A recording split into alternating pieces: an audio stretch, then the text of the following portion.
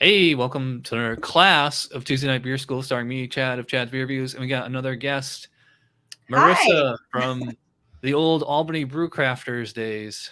What's It's going true. on? Oh my goodness. I've drank a lot of beer since we founded that homebrew club, that's for sure.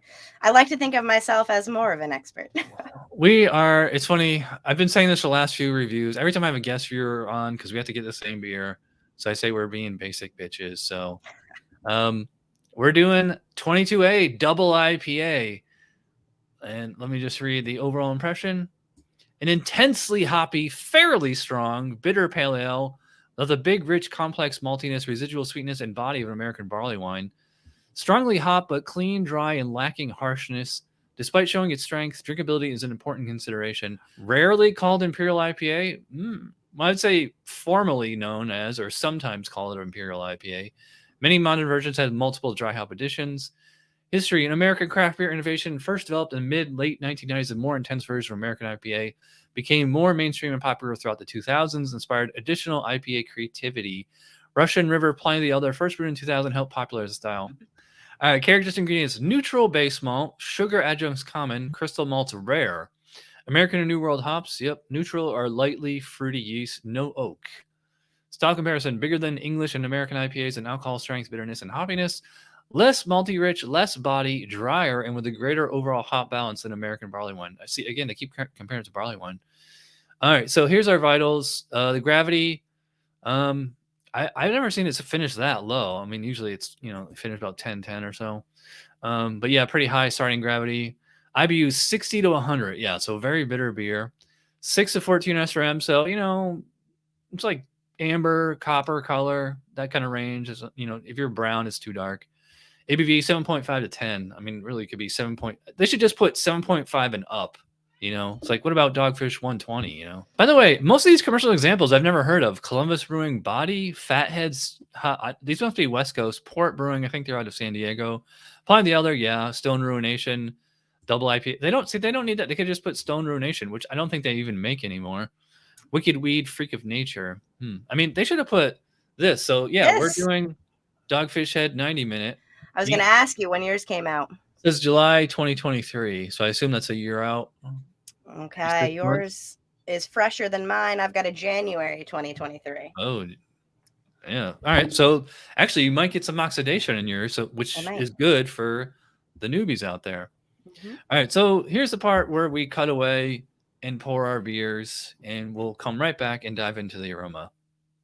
We are back. We got our beers poured, but as always, we don't do appearance when we're judging beer. We actually dive into aroma. So let's give it a whiff. I'll let you go first. You're the guest. What do you get? Pine sap. Sticky pine sap. And really not that much else. Maybe a little kind of caramel sweetness, but sap is the overwhelming nose.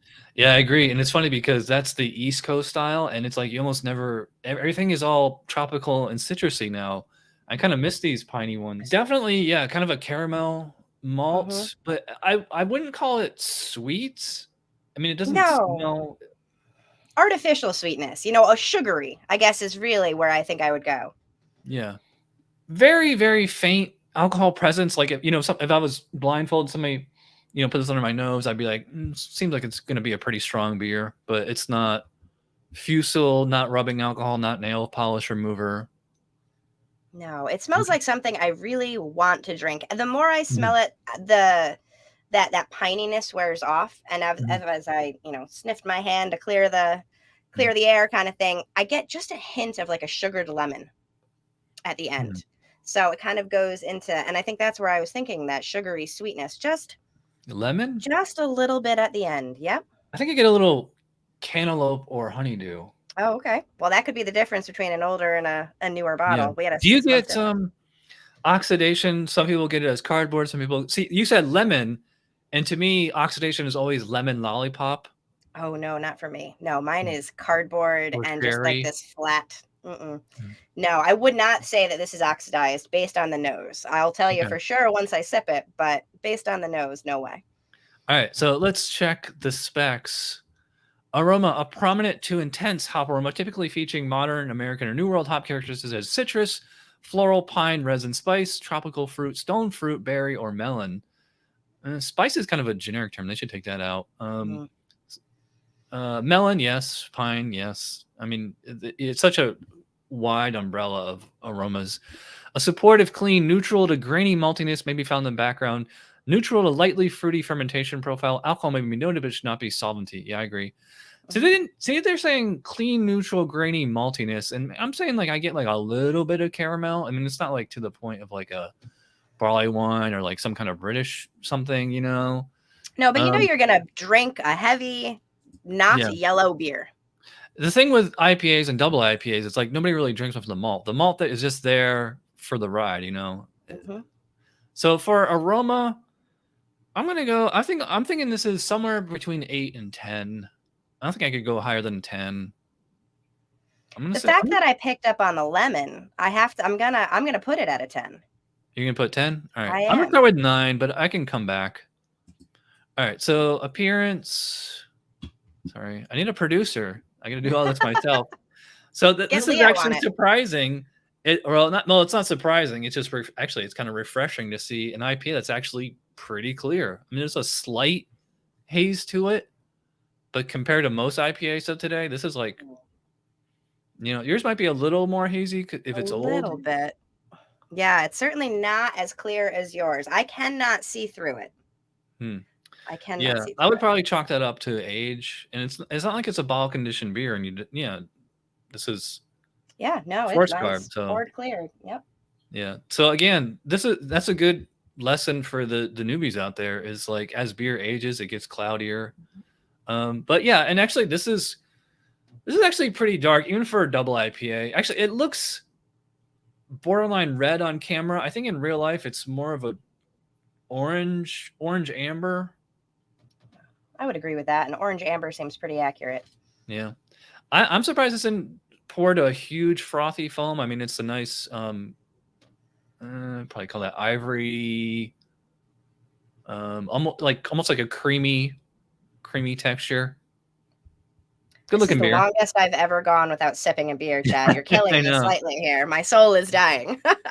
But it's got some nice stickiness on the head. I love that. I love when I sip a beer or pour a beer, and you've got in wine it's legs. I would call it stickiness on this one. Yeah. But let's check the specs on appearance. Gold to light orange copper color. Okay, so this is like on the end of the spectrum as far as color. But most modern versions are fairly pale. Good clarity, although a little haze is acceptable. All right. Moderate size, persistent white to off-white head. Yeah. So I would go the full 3 out of 3 on appearance for that one. Even though to me it's like a tad dark and a tad small foam, but it's there for the specs. All right. So now the best part, we get to drink it. Cheers. Cheers.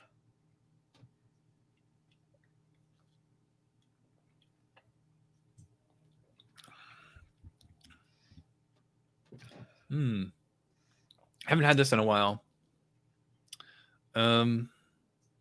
It's interesting because like it smelled so piney, and the taste is. And I said it didn't smell sweet, but I actually do get a little bit of malty sweetness on here, a little caramel, and like you said, lemon. I think I do get like a little bit of lemon, almost like lemon peel, more like the pith. And it doesn't taste quite as piney as it smells, although I will say it is quite piney. In fact, it's kind of beyond piney to more the resiny, sappy kind of character. What do you think? So mine is oxidized. 100%. It is absolutely oxidized, which definitely explains some of the color difference that we saw. I can pick out a lot of good front notes and know what this beer was supposed to be, but on the finish, it is definitely oxidized, and I get that flat cardboard tree bark kind of flavor. But on the front, I can taste what this beer was, and that is, a light hop, and I'd call it almost like a light Christmas tree, light pininess, but overwhelmingly citrus. There's a lot of citrus in the beer that I am drinking. You get a lemon rind, maybe even like a bitter orange on the tip of the tongue. So in that way, I understand the comparison to a barley wine, because those are very barley wine-esque flavors. Yeah, but it doesn't have like that just confectionery sweetness of a barley. Right. Right. I wish it did, because then I wouldn't be tasting cardboard right now. This does not strike me as being 90 IBUs. To me, it tastes more like 50, 60 tops. It has a strong bitterness presence, but I agree. It doesn't compare. I used to look at this beer. I used to taste this beer and go, wow, that is a big, bitter, but really delicious beer. Now I'm saying, that's a pretty good double IPA. I've had other ones like it. It's not that hot bitterness bomb that I used to associate with it. I mean, you're definitely getting hops from start to finish, and there is like a pretty strong hop bite, like right at the crest, apogee, peak, whatever you want to call it. The hops linger, but it's like this sticky, sappy, piney kind of. It's more of like a flavor than like an actual bitterness. So it's like, I don't know. I always call it like dank bitterness, whereas like say you have like astringent bitterness where it's just like dry and arid, and then you have, which I miss, they don't make them anymore, the black IPAs. Yes. Where you had that dank, like, for lack of a better word, almost like moist bitterness. Yeah. Where it's like swampy. It's mossy. Yeah. It's not earthy, but it's something that associates wet and moist is the word. You should just title that now. You get plenty of hits. Drinking moist double IPAs midday. Oh, that's gonna be somebody's home. I'm sure somebody's called that a homebrew moist IPA or something. I'm certain. It does seem to be a pretty good, as far as like the basics, the recipe. It's pretty good balance of you're having a pretty assertive, or more than enough of a strong malt base. Like I said, a little bit of caramel, maybe some toffee. It's funny because like those are kind of flavors you get like more like English type beers, but I think it's just the American yeast is like so much more clean and neutral. I don't think I get like any real yeast esters here. No. All the fruit here seems to be from the hops and the malts. It's really hard to tell with IPAs unless like it's just that classic like British or Belgian esters, Yeah, I don't think any particular fruit note stands out. It's just kind of that, if anything, there's like a cherry wood, you know what I mean? Where it's you kind of taste fruit. You kind of taste woody, malty. Like you don't really know what that flavor is. Old cherry lollipop comes to mind, but without the sweetness. Old lemon lollipop, again, yeah. Like oxidation. I think maybe you incepted it. I am pretty influential. Again, for the folks watching at home, like this is the exact opposite of like how you would actually judge beer. Like you don't talk while you're judging it. Right. You talk afterwards. But if we did that, it'd be a very boring show. All right. So flavor, strong and complex hop flavors, same descriptors as aroma. They do that on every single, in this 2021 revision drives me crazy. Every single time it says just whatever the flavor, whatever the aroma is, flavor too. I'm like, that's such lazy writing. It is. All right. Moderately high to very high bitterness should not be harsh. I agree. I mean, I would not call this harsh. Low to medium, supportive, clean, soft, unobtrusive malt character. Man, that's a run-on sentence. May have light caramel or toast flavors. Okay. Dry to medium dry finish, not sweet or heavy, with a lingering hoppy, bitter aftertaste. Low to moderate fruitiness optional. A light, clean, smooth alcohol flavors are allowable. All right. So as far as the specs go, I mean, it's banging on all cylinders. So technically, you could give this a 20. Well, no. All right. So again, folks, when you're judging beer, and especially when you're judging commercial beer, is that you're not judging Dogfish 90 Minute as a product like that you've had over the years. You're judging this bottle in your hand right now. And this bottle in my hand right now on a scale of 1 to 20 as far as the Leo, get down, bud. On a scale of 1 to 20 as far as the specs go. And also I have to penalize it a little because it's a little oxidized. So I'm going to check the box for oxidized, which you would do at a competition. I think this is 15 to 17. And I'm actually going to be a little generous. So I'm going to go 17. What do you think? I agreeing on the generous point, I'd go with 17. But if I was rating this purely without talking to you, just sitting, there with my paper and pencil, I probably would have gone 15, simply because I'm judging my bottle. My bottle is oxidized. Okay. Yeah. So I'd probably call it medium to medium full body.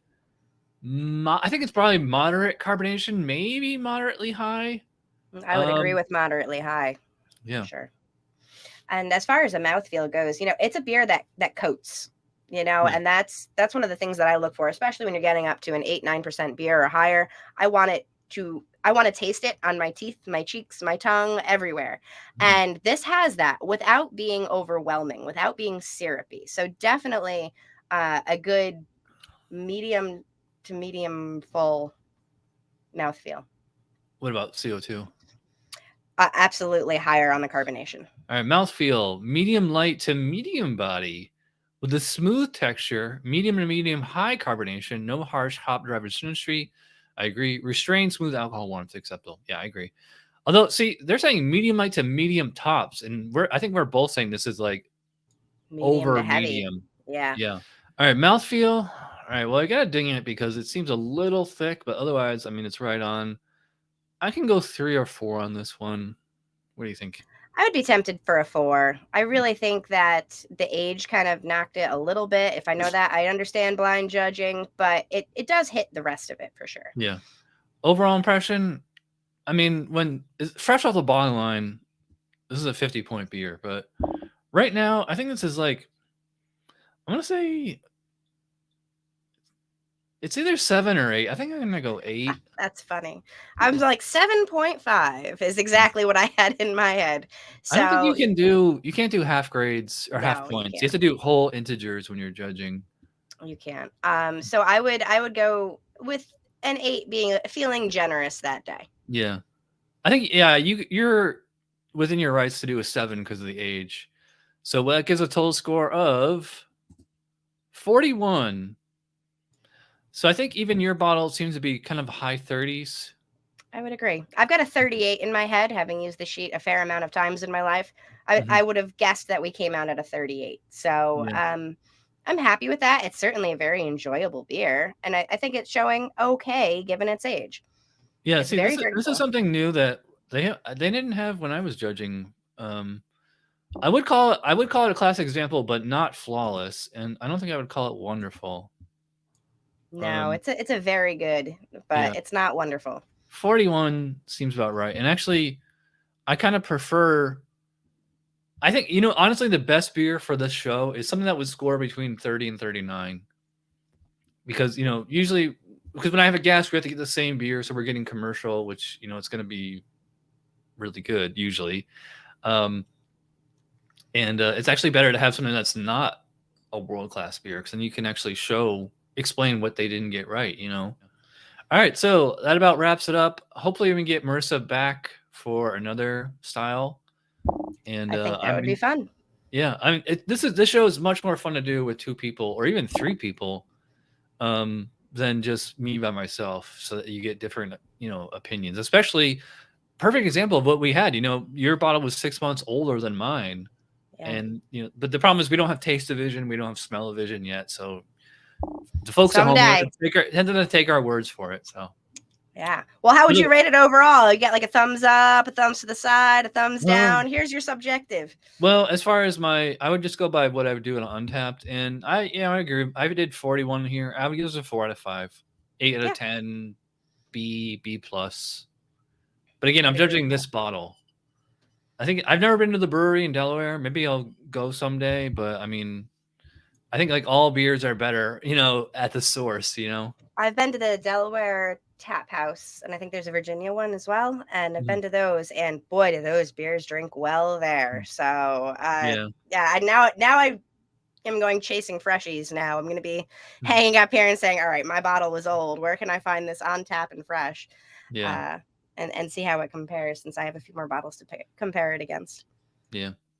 All right. So if you watch all the way in, you're awesome. Thanks for watching, and I will see you guys next Tuesday. Cheers.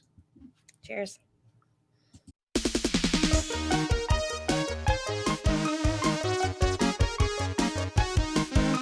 Somebody brewed it. Chad just reviewed it. Thanks for watching Chad's beer reviews. Trust me, the next episode will be a lot better.